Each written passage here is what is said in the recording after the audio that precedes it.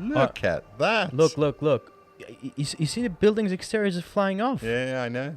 It's like the exterior is peeling off and flying away. Oh my God. Almost like they stuck it with glue. So is this the $50,000 property? That's the $50,000 property. There you go. It's a residence. It is. $50,000 residence. Right.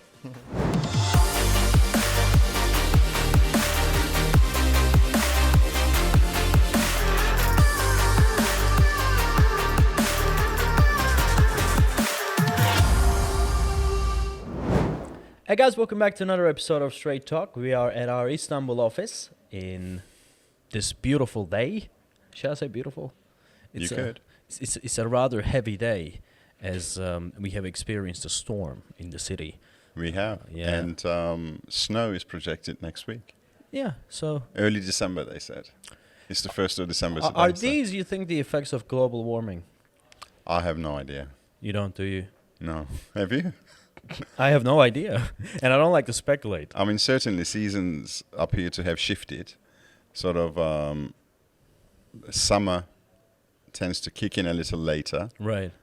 And it seems to be summer till early November now, all over Turkey. Winters appear to kick in later as well. But then March until late March is winter now. It's crazy. Yeah, so seasons appear to have shifted a little bit. Right. But I don't think, I wouldn't know if that's global warming or if it's just the way it is. Right. In this episode, I'd like to talk about something very specific. It's about building quality in Istanbul. I have some footage here, which is a little disturbing, I should say. A little unfortunate because of the strong wind and the storm. The exteriors of some buildings have been torn apart. The ceilings and the roof of certain buildings have flown off, and there was quite a bit of damage. Not to a great extent, but in Istanbul, as you know, we have millions of these buildings. A few buildings, yes, they have been affected. Now, we are going to take a look at the footage now. Okay. And I want you to react to this. Ready? Yeah. Now, look at this footage, Cameron. This is... Don't tell me where. Let me guess. Okay, I'm not going to tell you. Look at that. Look. You see the building's exterior is flying off. Yeah, I know. It's like the exterior is peeling off and flying away. Oh my God! Almost like they stuck it with glue. So is this the $50,000 property? That's the $50,000 property. There you go. It's a residence. It is. $50,000 residence. Right. And that was supposed to be a decent building. That? Yeah. Okay. Well, half decent, I guess, at this stage. The roof is coming off and stuff's flying over. This wind was strong. By no means it wasn't a weak wind. It was storm, yeah. Yeah, but look at that. I know, I recognize that building. It's an Esenyurt. This one, right? Yeah, it's in Esenyurt Beylikdüzü area. Look at that. The exterior of the building is falling off. How about that? Ooh. See, all right, I'll tell you this. I guess there will be many people in the industry who will be mad at me because I tend to show these natural disasters and catastrophes and share it with the audience. As you know, we have covered the earthquake episode. And but the reason why I want to show these types of footages is because we know that Istanbul is definitely one of the world's most beautiful cities. You go to Instagram, you see all the pretty pictures, and on YouTube, it's amazing culture and everything. Exactly. But one must understand that this city is not perfect. No city is. Nothing is perfect, mate. And if you're talking about a city of 15 million people, you need to talk about some imperfections. And without talking about imperfections, I don't feel that we do justice to our name, which is Straight Talk. If this is Straight Talk, then I want everybody to know about certain imperfections so that they make their decisions accordingly. And in this event, seeing buildings in this type of situation is making me question certain things. And I want to ask you a question on that, to say these are the buildings that are being sold for $50,000-$60,000, one bedrooms. And especially, the unfortunate thing is that I would understand if one could only afford that and would only buy that because that's the basic need of humanity, shelter. I would understand that. But some of our citizenship clients who have budgets of $250,000, $300,000, these people would want to buy 5-6 of these apartments because they're cheap, and they think more properties will mean more gains and it's going to be better. What's your take on that? In my opinion, less is more. Right. As they say. And if you're trying to buy 5-6 apartments, never mind 5-6, even 4 apartments, if you're trying to squeeze 4 or 5 apartments within the citizenship limit, $250,000 to $300,000, you're going to end up with properties like this. And simply put, you're going to watch your money fly away, like you just watch the roof and the external of the building fly away. Right. Simple. Because within the current economics, within the day and age we live in, $40,000, $50,000, even $60,000 is no longer a feasible, is no longer an amount that will buy you anything that would come close to quality. Right. So clearly, I know the building. I'm not going to name it, but we always knew it was an inferior quality building.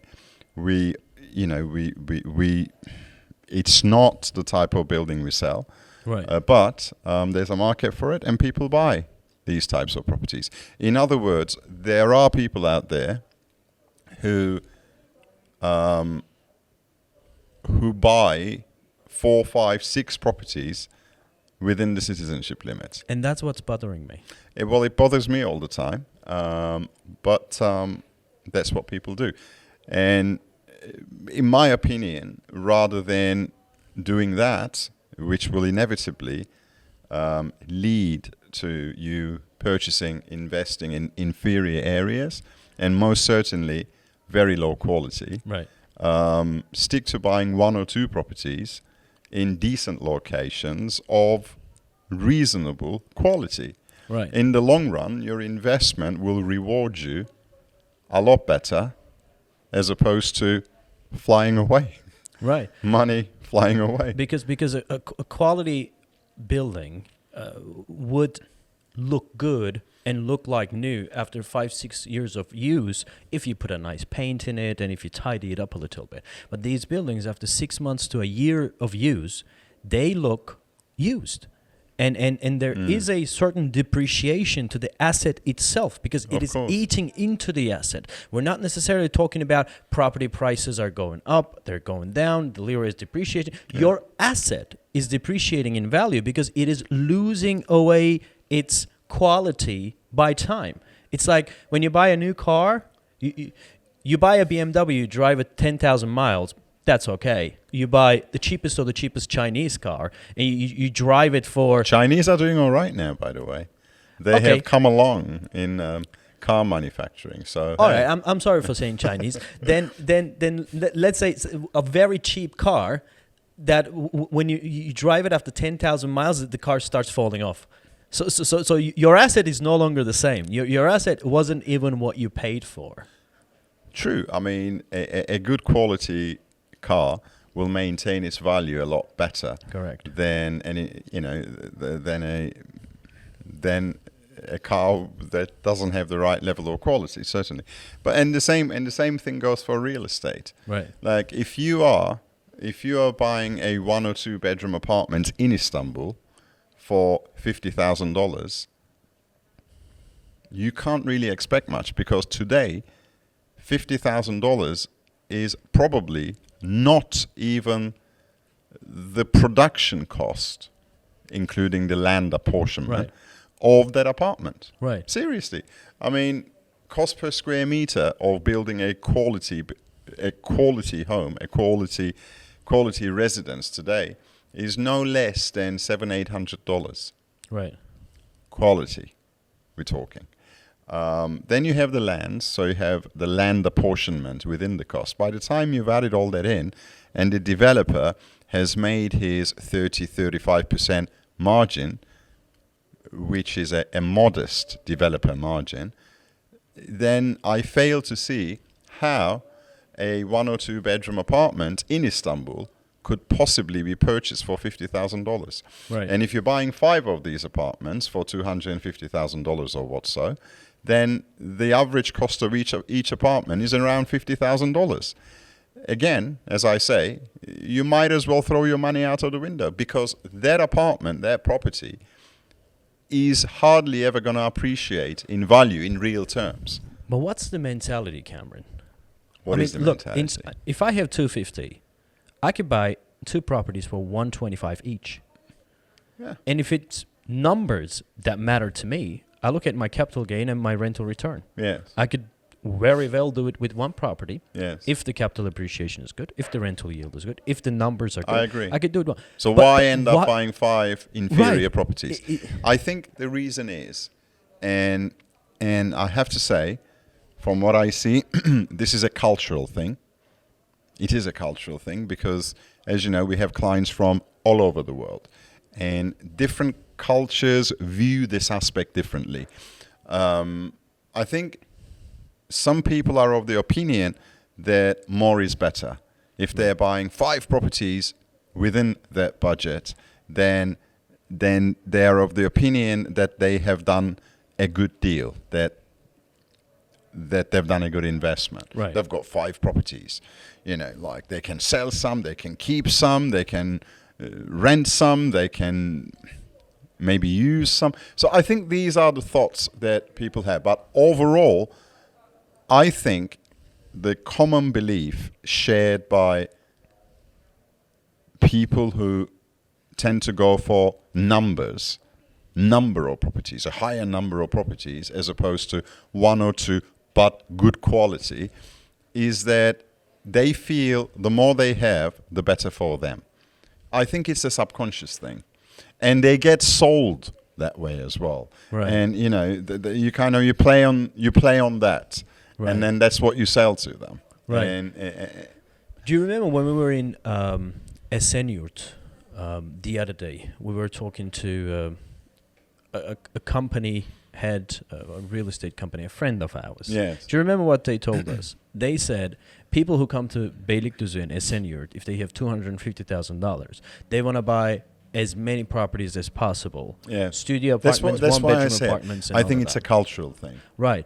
And when I was talking to them, I realized that the real estate agencies over there, and not necessarily in those specific areas, but Avcılar is in it, Küçükçekmece is in it, and in some other areas are in it as well, that even those real estate agents are setting their strategies up for that. They're not trying to sort of advise the clients as to, hey, look, I see the idea, but it may not make sense. You should go and do this instead. But they say, all right, you want 5 properties? Here are 5 cheapest of the properties, and let's buy them. Yeah. And once that happens, the client feels like, oh, I've got myself an amazing deal. Exactly. But you don't know the neighborhood that you're buying into. You have no idea about the demographics, the crime rates. You have no idea about the build quality, the finishing, and all of that. And if a storm like this comes up, boom, your building's exterior is flying over. And moreover, another question to you is the exit strategy. As you always say, certainly if a person is buying 5-6 properties for $250,000, that person has an investment mindset. Yes. I don't think it is a lifestyle mindset. I agree. So if the investment, They're doing just the wrong thing. and They're doing just the wrong thing. if they're doing, They couldn't be more wrong, in fact. that's what I'm saying. But So- what can you do? I mean, look, obviously, you know, you're not necessarily on the customer-facing side yourself, so Right. you don't necessarily talk to tens and tens of people every No. day. But I can tell you one thing, that we have 25, 30 people here who do just that every day.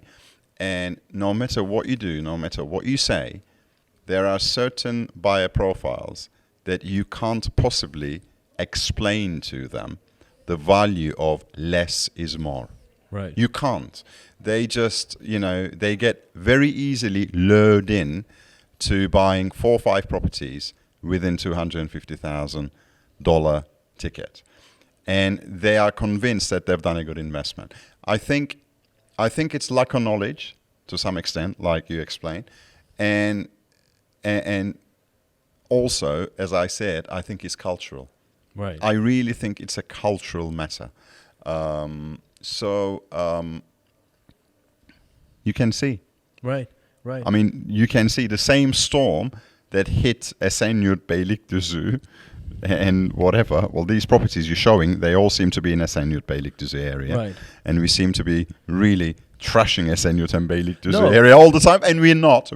That's not the point here. But, the footage that you're showing, I think is taken from national news. Yeah.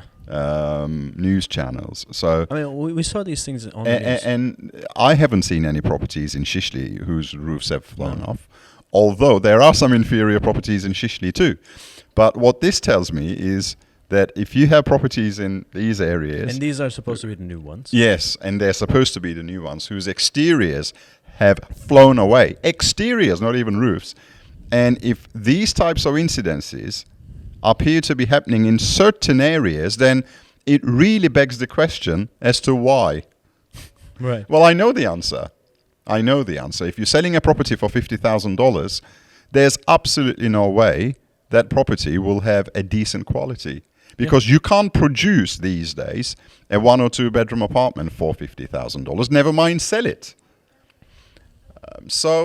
I think the great expression that says buyer beware, yes, buyers should be aware of what they're doing. Of course. And, go for quality as opposed to quantity. Right. Go for quality. And in Beylikdüzü, there are some amazing parts of Beylikdüzü. Of course. The marina side and all of that. And there are properties over there that have been built with amazing quality. Yes. But their prices are not $50,000. Of course their prices are not $50,000 because they have decent quality and reasonable prices. Correct. So, you see, the thing is, the so-called investor who buys 5 of these $50,000 properties, right, he probably thinks that he's achieved a great deal.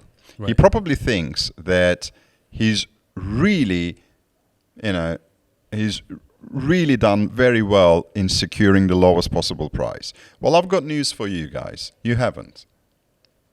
Anyone would get the same price, right, because that level of quality demands that price. Let me play the devil's advocate here and say, okay, maybe by buying the cheapest properties on the market, maybe I'm betting on the fact that I can sell them faster, because on that segment there are certainly more buyers than, say, $350,000, $400,000, or $500,000 level. Yes, I can sell faster.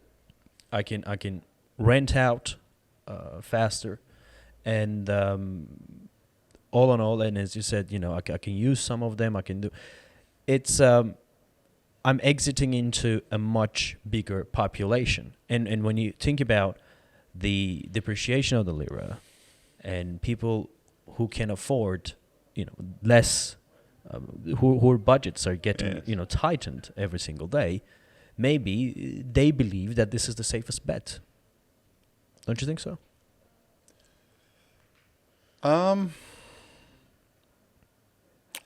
Clearly, people who are buying these types of properties with an investment mind, clearly they have that in the mind. They're probably thinking, if I'm paying $40,000, $50,000, $60,000 for a 1 or 2 bedroom apartment, then 3 years, 4 years, 5 years down the line, it should be much easier for me to sell that property. Because it's cheap, okay? So there'll be plenty more buyers lining up to buy these properties. You may very well be right. There might be. However, these buyers are not going to pay you any premiums. Right. So you paid $50,000 today. With the depreciation of the lira, in 4 years' time, they're going to open the door up from 45. You're right. Yeah. They will offer you 45. So your chances of making a decent profit when you exit, when you sell that property in certain years to come, are very, very low. Because as we always say, 95+% of the market is Turkish here. So these Turkish buyers, irrespective of what budgets they have, low or high, they know what they're buying. Right. They know that if they're buying a $40,000-$50,000 property, they're not going to expect much from it in terms of location, in terms of quality. But if that's what they can afford, they cannot afford anymore. As you rightly said, everyone needs a roof over their head. So they will buy that. But they're not going to pay you a premium buying that. They're going to squeeze the very last drop of blood out of that deal. Right. Just like the foreign buyer who thought he was doing a good investment did when he bought 3-4 years ago. Yeah. So, at the end of the day, if you're investing in citizenship, and this is not about citizenship, this episode, but since almost 50% of all our investors these days appear to be also going for citizenship, and our average spend per client these days is between $250,000 to $300,000. Right. That is what it is. So that means that citizenship is a big player in the market. So if you're going for citizenship, and if you're spending that kind of money, then make sure that when you come to sell in 3, 4, 5 years' time, you put yourself in a position of maximum capital appreciation. Correct. And the good news is, in Istanbul and plenty of other parts of Turkey, you can do that. Right. You still have plenty of opportunities where you can indeed enjoy very healthy value growth. And in my opinion, over the next 5 years, property prices in Istanbul in particular will double. Right. Despite the currency devaluation, despite the high double-digit inflation in the country, there are other factors underlying, which are not the subjects of this episode, so I'm not going to go into. There are many other factors underlying the market that are crying out loud to push the property prices up. Right. And it's a matter of time. It will happen. Property prices in Istanbul, and mark my words, they will double within the next 5 years. Right. They will double. That's why a lot of developers and a lot of people I know in Istanbul today, Turks, who've got deeper pockets, they are buying land and properties in Istanbul left, right, and center today. Right. Aladdin, I'm telling you, left, right, and center. Yes. They're banking on properties. They're banking on real estate. Cameron, I'm buying properties. Everyone is. Right. Turkish people. Why? Because people who are in the know, they know the property prices are about to do this. Right. Sort of, like the graph will take a big hike up and then kind of start going in the normal rate again. Right. But there's going to be a hike because the forces are pushing the prices up right now. I think in the crypto space, we call this letting off some steam, and we call this market taking off profits. So I don't know. Right now, when I look at the Turkish lira, it seems to me that this is the time when the increase of the prices have lost their momentum.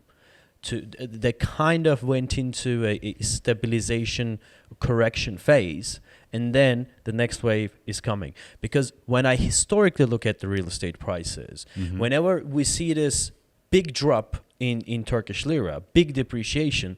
That's when we had the opening. We had it in 2018 September. Massive opening.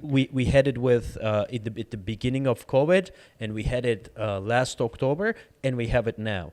And when I And look what happened in 2018 to property prices? it skyrocketed. In 2018, straight after the devaluation, well, within 2-3 months after the sort of the sudden devaluation of Turkish lira, we saw property prices going very sharply up. Right. Didn't happen immediately. It took around 2, maybe 3 months to filter into the market, but then we saw prices going up. Now, the interesting thing now is that compared to 2018, if you look at availability of stock in Istanbul, Right. now you have your answer. Right. Compared to 2018, today there are far less stock available in the market. Especially in central Istanbul.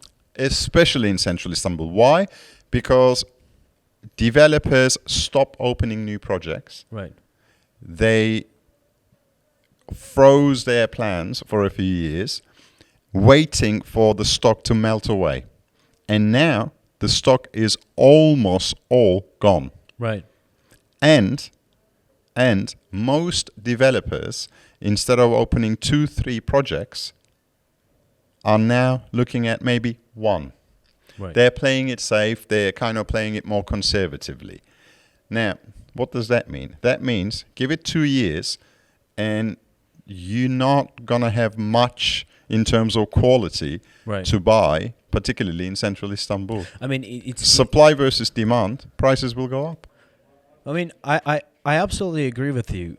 Central Istanbul, the properties in central Istanbul is hard to, what you might call that, replicate or reproduce, because the central Istanbul is pretty much built up, Yes. right? So in order for you to create a quality building in a good location that is going to be demanded by a lot of people, you need to knock down, I don't know, 10 buildings. And within those 10 buildings, there are going to be 10 different units. So you will be dealing with 100 title holders, which is a lengthy process. And that's why properties in central Istanbul tend to appreciate at a much faster level than properties on the outskirts. Because when you look out of the window, you're going to see empty lands on the outskirts of Istanbul. And if you dream about the next 5 years, you're going to see similar properties to yours, similar projects to yours built there. And they're all going to be new, and your property, that not quality, that low quality property, is going to depreciate, is going to deteriorate, and the quality will fade away. So your plans of selling it at an appreciation is going to stay as a dream. I mean, certainly I agree. Look, 20 years ago, if you drove from Shishli to, say, Tekirdağ, Okay. you would pass by Beylikdüzü, wouldn't you? Yeah, right. Yeah, you'd pass by Beylikdüzü, and then further down you'd come to maybe Büyükçekmece, and then Silivri, and Right. carry on towards Tekirdağ. If you did that journey 20 years ago, Beylikdüzü was a very small village. Right. There was hardly anything there. You know, the whole area, particularly just before you get into Beylikdüzü and all the way through Beylikdüzü and beyond toward Tekirdağ, the whole journey would be surrounded by green fields. Right. 20 years ago, 25 years ago, that was the case. Today, you do the same journey, it's all built up. Right. However, 20 years ago, it would take you probably hour and a half to get to Büyükçekmece on a good day. Today, the same journey on a good day takes you an hour. Right. What I'm saying is the commuter belt is faster now, thanks to the infrastructure developments, the motorways, the underground, the metro system, and trains, and all sorts of things. the metro buses, whatever, which didn't go that way 20 years ago. So what I'm saying is areas like Büyükçekmece and beyond, further out, are becoming easier to access. Right. Which means that new land plots will inevitably open up toward the further suburbs of Istanbul. Right. There's constantly new land that is zoned up for construction. And it's going further and further out, which means that, there'll be very easy supply of similar stock coming up onto the market. Right. Of that kind of segment. Right. Which means that property prices in those parts of Istanbul, the suburban parts of Istanbul, are likely to stay stable in the foreseeable future. Or it's going to take longer to appreciate. It's going to take a lot longer for investors to see reasonable value growth in these areas. The bottom line is, Cameron, know what you buy, and less is more sometimes. Well, I think most of the times, to be honest. Yeah. Thank you very much for this worries. amazing episode. Guys, thanks a lot for listening. If you have any questions, you can reach out to us with this number. And if you want to ask any further questions or present an opinion, please comment them down below. And also don't forget to subscribe to the channel. We'll see you in the next one. See ya.